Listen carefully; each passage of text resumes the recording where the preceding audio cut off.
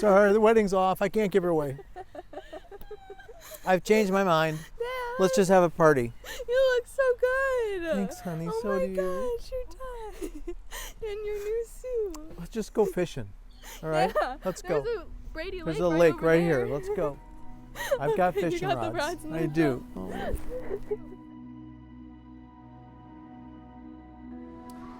I'll tell you what, giving away your baby daughter is hard.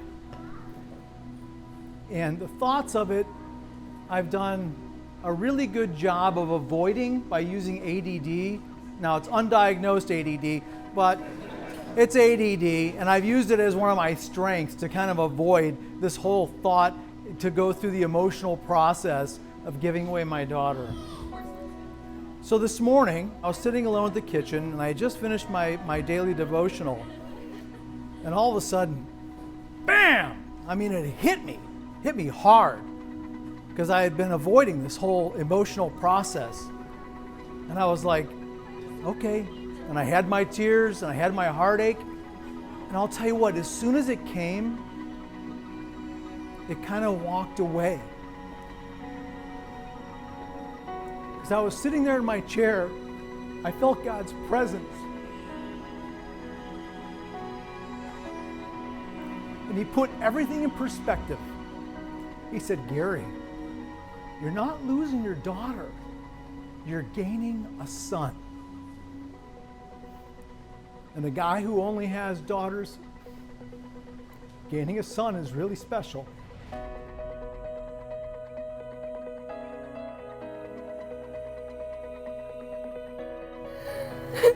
Hi. How was getting ready? Oh, it went great. Good. How about for you? Good. Yeah? I heard you look cute. I heard you look gorgeous.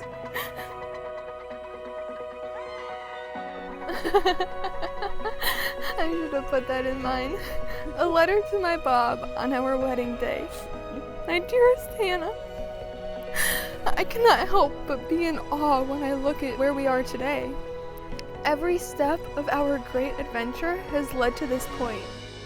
God has worked everything out so intricately. I'm so blessed to have such an amazing guy in my life. You are loving, nerdy, adventurous, unique, thoughtful, friendly, and God-honoring. I often find myself simply staring at you with a smile on my face. When I look upon you, I see a woman of unmatched beauty. Then I look beneath the surface and I am in awe of the wonderful characteristics that make you who you are.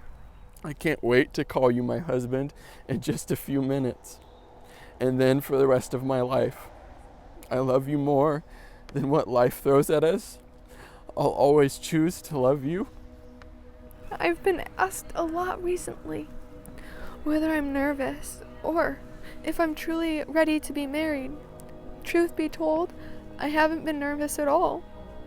The thought of getting to marry you fills me with so much excitement. I have truly never been more certain of a decision made in my entire life. And you're right, I haven't felt the least bit worried or, unsure or anything. Like, this is one of the most sure decisions I've made in my life. Yeah. God, I thank you for Hannah and Aaron, and just that we get to celebrate these two and their love for you today. I pray that they would go on many adventures together, Lord, that would bring them closer together, that they would find joy in loving and serving you with their lives, and that their love would impact other people, God. That their marriage is a marriage of ministry. That every person that they say hi to, every person that they engage with, will walk away better like we all have because of them. I pray that their day would be honoring to you. I pray that everyone in the audience would get a glimpse into the gospel, into your character. That they would see you in every single moment, that they would feel you in every single moment today.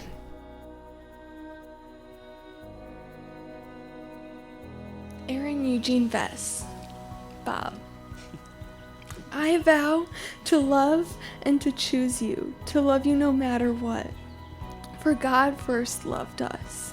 I vow to choose you every morning, as your presence consistently reminds me of the great gift God has given me through you. I vow to appreciate every side of you, from when you're quietly focused on a task to when you're running around the house singing the chorus of a song over and over again. I vow to love you in the good times and celebrate you and the successes that will come. And I vow to choose to love you through the trials.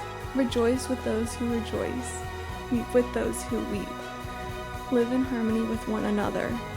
Romans 12:15 through 16.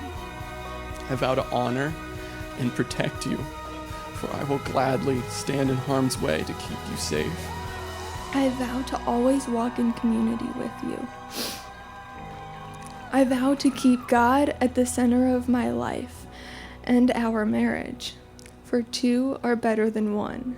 I vow to love you more than the good times, more than the bad times, more than the busy times, and more than the hangry times. More than the times when one of us may fall ill, and more than the times when we find ourselves physically apart. I vow to put you before me and to love you more than any other on this side of heaven.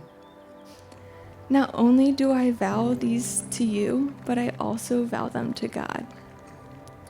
When you make a vow to God, do not delay to fulfill it. He has no pleasure in fools. Fulfill your vow. Ecclesiastes 5:4. We are never deserving of more than God promised to give us, which is Jesus. But often he extends his common grace to us in this, giving us people who make his love tangible to us this side of heaven.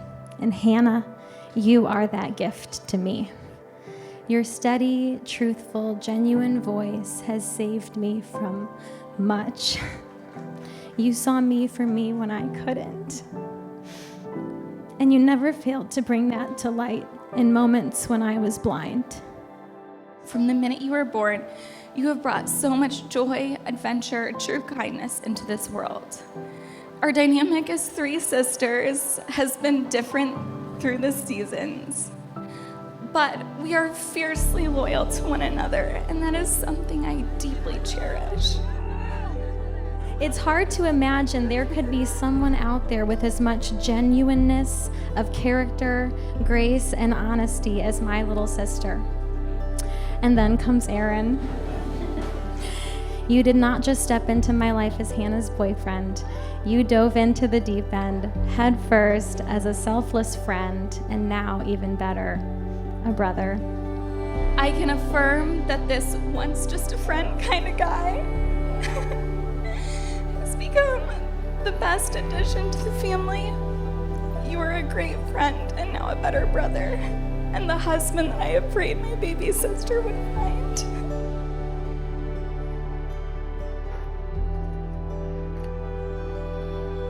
Are you ready for our next adventure? Anna, will you marry me?